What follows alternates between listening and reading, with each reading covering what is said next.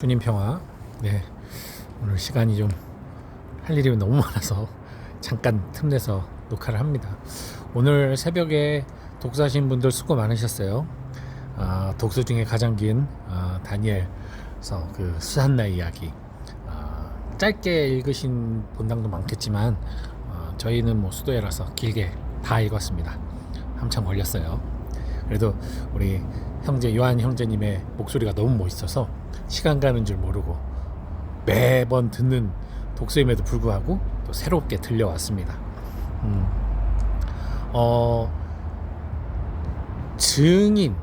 증인이라는 게 이렇게 어떤 법리적인 다툼할 때 되게 중요하잖아요. 증거와 증인과 증거가 확실하면 뭐 거의 그 범죄 사실은 소명이 되죠. 그러나 증인이 거짓이고 증거가 조작되면 언제고 억울한 누명을 쓸 수도 있습니다. 오늘 독서 말씀을 보면 증거는 없고 증인만 둘이 있었죠. 그 노인 두 사람이 거짓 증언으로 수산나를 죽이려 했습니다. 자신들의 수청을 받아들이지 않아서. 자, 이게 현대사회에 이런 일이 일어났다면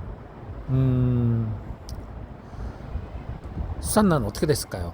물론 증거가 없기 때문에 법리적으로 싸워서 이길 수도 있겠지만 어쨌든 증인들이 있어서 불리하고 참 힘들었을 거예요. 이 성경에서는 다니엘이 하느님의 또 성령을 맞아들여서 이 억울함을 풀어주는 지혜를 발휘하는데요. 사실 이게 하느님이 도와줘서 되었다, 하느님의 능력으로 되었다, 뭔가 기적처럼 꼼짝없이 죽을 여인이 살아났다, 이렇게 볼 필요는 없을 것 같아요. 하느님의 도우심은 기적을 일으켜서 그들이 감췄던 것을 갑자기 그대로 저절로 밝힌 게 아니라 다니엘에게 지혜를 주셨죠. 성령의 지혜를 주셔서 다니엘은 그들을 따로 떼어놓고 범행 장소를 확인해서 불일치 않은 오류를 찾아내고, 또 한 가지가 있죠. 사람들이 그들이 존경하는 사람이라는 이유만으로, 그들이 어떤 재판하는 자리에 있다는 이유만으로 그 권위에 복종하여 증거조차 확인하지 않고 사실관계조차 확인하지 않고 그들의 의견을 속으로 따르지 않음에도 순명했던 그 모습, 그 군중의 우화, 그 모습도 지적하죠. 오히려 이것은 매우 현실적인 거예요. 그래서 단순히 하느님이 개입해가지고 누명을 하느님 벗겨주셨다 이렇게 표현하기보다는 하느님이 그런 억울함을 풀어줄 수 있도록 어떤 사람에게 용기를 주셨고 지혜를 주셨고, 중요한 것은 그것을 실행하는 것, 정말 중요한 겁니다.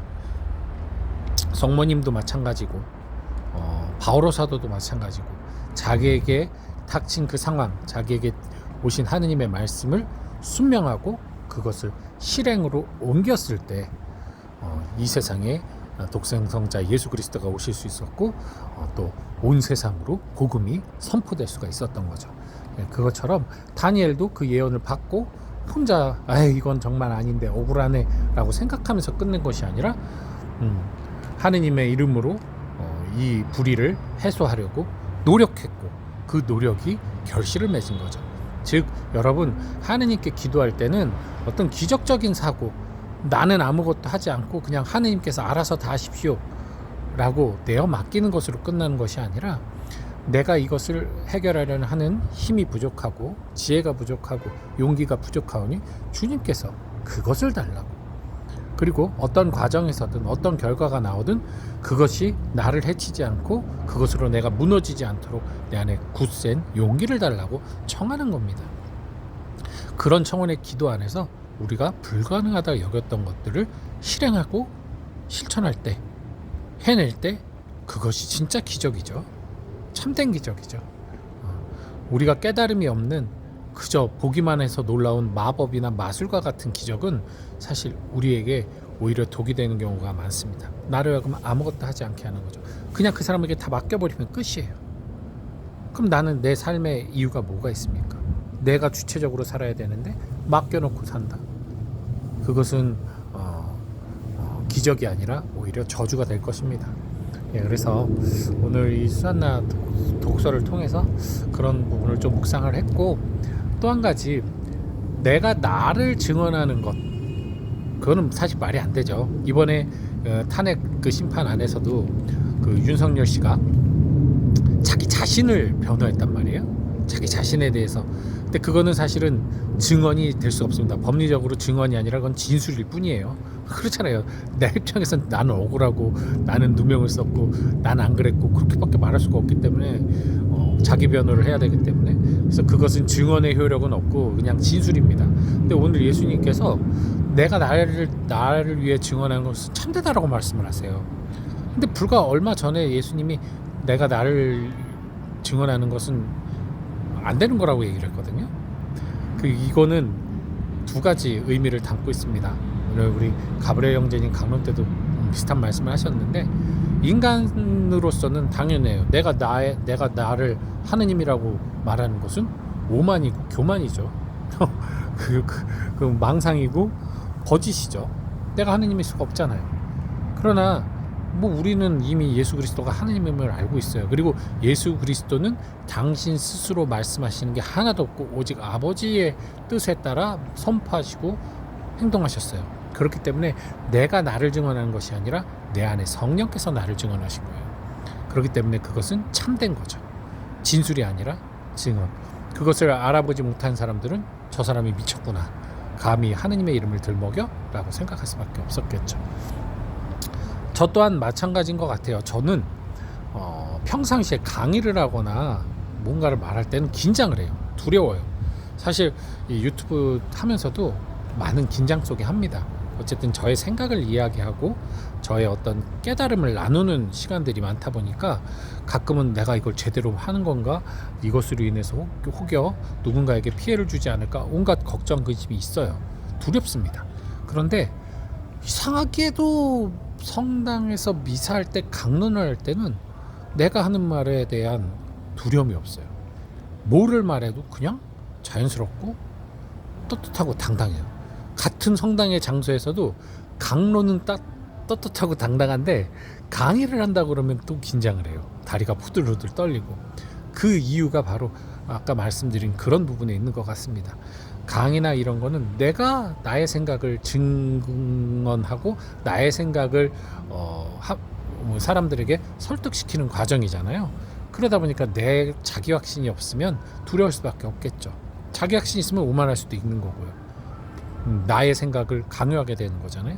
근데 복음을 강론을 준비하면서 하는 것은 저도 물론 주에서도 보고 교회의 가르침을 보고 준비하는 당연히 그렇게 하기 때문에 더더군다나 내가 생각하는 걸 말한다기보단 그 우리 교회 가르침 안에서 주석된 그 교회 전통 안에서 거기서 나의 체험을 느낀 것을 나누고 여러분들과 함께 공유하는 거기 때문에 내 이야기가 아니거든요. 그건 주님이 증언하시는 거예요. 그러니 당당한 거예요. 책임이 없으니까. 아마 그래서 여러분 무언가를 말할 때 한번 기도를 하시고 식별해 보시기 바랍니다. 내가 뭔가 복음을 얘기하려고 하거나 주님의 뜻에 따르려고 하는데 딱 기도하는데 뭔가 자꾸만 두렵고 뭔가 불안하다, 그렇다면은 한번 의심을 해봐야 되는 거예요. 여기에 내 생각이, 나의 뜻이, 나의 어떠한 바람이 들어가고 있는 건 아닌가. 그렇게 기도를 해봤는데 기뻐, 감사해, 뭔가 이렇게 함으로써 행복하고 함께 나누는 것이 나에게, 그리고 함께하는 사람들에게 뭔가 변화를 주고 있는 것 같아. 그렇다면 이것은 하느님에게서 온 거니까 기쁜 마음으로 하시면 돼요. 근데 중요한 건 여기 하나 더 있습니다. 선포는 기쁜 마음으로 해야 되지 사명감으로 하면 위험해요. 사명감으로 할 때 사탄이 꼬실 확률이 높습니다. 반드시 해야만 한다라는 사고를 주입시키는 거죠. 이 세상에 반드시 해야만 할 거는 없습니다. 하느님 사랑하는 거 외에. 그래서 선포는 기쁘게 해야 돼요. 비난하고 비판하는 과정이 있다 하더라도 내 마음에 분노가 치밀어가지고 그거를 막 못 견디겠어가지고 저주하고 막 하는 이런 비난은 삼가고 내 안에서 이 선포라는 것은 주님의 말씀이 이 세상에서 빛을 발하게 하는 그 어떤 통로가 되는 거잖아요. 그 자체로 기쁜 거예요. 감사한 거예요. 참여드려야 될 일이죠. 그렇게 선포를 하셨으면 좋겠습니다. 물론 이 과정까지 가는 데는 시간이 걸릴 거예요. 무턱대고 선포하다가는 바로 사탄에게 덜미를 잡힙니다. 거기에 하느님의 뜻이 아닌 내 뜻이 들어가기 시작하거든요. 복음을 예외적으로 해석하고 내가 원하는 방향으로 틀고 하는 일들이 벌어져요. 분명히 말씀드리는데 저는 뭔가 새로운 거를 여러분들께 나눈 적은 한 번도 없습니다. 늘 복음 안에서 그냥 복음 안에서 우리가 충분히 이해할 수 있고 알 수 있는 내용들로만 얘기를 해요. 그래서 그렇게 제가 말씀드리는 게 어렵지 않은 이유가 거기 있는 거죠. 그러나 뭔가 새롭게 느껴지는 것은 그만큼 우리가 똑같은 환경 안에서도 생각하는 바가 다르기 때문이죠. 그런데 그 전혀 엉뚱한 뭐 예를 들어서 알고 보니 하느님은 어머니였습니다. 하느님의 성은 여성입니다. 뭐 이런 얘기를 한다거나 예수님은 실제로는 뭐 사람이 아니었습니다. 뭐 이런 얘기를 한다거나 이런 거는 분명하게 교회 교리에도 어긋나는 것이고 그리고 그것은 자기의 어떤 신념과 자기 의지의 작용이 있는 거기 때문에 아무리 확신성을 갖고 그걸 선포하고 내가 이걸 말하면서 카타르시스를 느낀다 해도 그것은 하느님께서 오는 기쁨이 아니에요. 내가 그 기쁨을 유지하고 싶어하는 욕심이 생기고 그 카타르시스를 더 증폭시키려는 욕심이 생긴다? 그럼 그건 하느님에게서 온 게 아닙니다. 저는 강론을 진짜 열심히 해요. 잘하려고 하긴 해요. 근데 그걸 잘했기 때문에 다음엔 더 잘해야지라는 생각을 안 해요. 강의는 해요. 강의는 다음번에 또 더 잘해야지 내 생각을 하다 보니까. 근데 강론은 아닙니다. 늘 강론을 할 때는 겸손해져야 돼요. 그냥 주님께 맡겨요. 내 마음대로 하면 안 된다는 생각. 그래서 강론으로 사람들한테 유명해지고 싶은 생각은 1도 없어요. 강의로는 있어요. 유명해지고 싶어. 근데 강론은 없습니다. 그저 할 말 하고 그냥 빠지는 거예요. 저는 그게 확실히 하느님께 감사드리는 게 구분이 돼 있어요. 그래서 이로 유튜브 찍는 건 사람들이 알길 바라고 유명해지고 싶은 마음이 있어요. 분명히. 근데 미사 때 강론하는 건 보신 분들은 아실 겁니다. 저는 뭔가 거기에 빠져 최선을 다하되 그 이상 그 이하 아무것도 없어요. 뭔가 내 얘기를 더해서 사람들이 막 나를 더 좋아하게 만들려는 그런 사심이 1도 없습니다. 그래서 저는 행복해요. 강론 끝나고 이렇게 나와서 사람들이 그 시간에 너무 좋다고 해도 별로 저를 기억 못해. 그게 너무 감사해요. 저를 기억 못하는 게. 전 그냥 없는 사람으로 미사할 때 주님 사람들이 제가 아닌 하느님께 집중하고 하느님 말씀과 하느님 성체에 집중해서 은총 가득히 받기를 바라는 게 저의 언제나 미사 시작 기도의 지향입니다. 그래서 여러분들 주님의 목소리를 오늘 듣게 되거든 마음을 무디게 가지 마시고 여러분 삶의 변화를 위해 힘쓰시기 바래요. 아무튼 오늘 여러 가지 얘기를 했는데 여러분들 이 광야 여정 이제 얼마 남지 않았습니다. 벌써 다음 주가 성지주일이에요. 이제 그 얼마 남지 않은 이 광야 욕에 빠지지 않고 최선을 다해 걸어가시길 바랍니다. 주님 평화.